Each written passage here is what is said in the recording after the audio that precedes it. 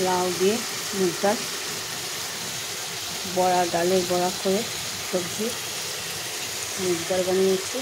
আলু, পেঁয়াজ, পেঁপে, লাউ, ক্যাপসিকাম সব কিছু দিয়ে ডালের বড়ি দিয়ে একটা সবজি বানিয়েছি। সব আজ ভেজ।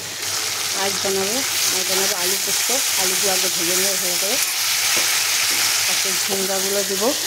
এরপর ঝিঙ্গা কেটে রেখেছি, ঝিঙ্গা নরম তো তাই তৈরি করে দেবো। পোস্ত পেস্ট করে রেখেছি, পোস্তটা দিয়ে দিলাম।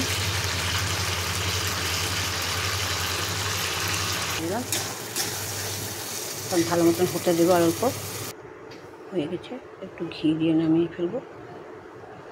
ঘিটা দিলে ভালোই লাগে।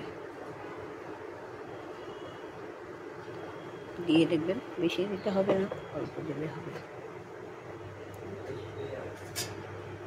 হয়ে গেল আলু পেঁপে দিয়ে হয়ে গেল আমার আলু পোস্ত। আজকে লাঞ্চ মেনু আলু কষে সবজি, বড়া করে তরকারি।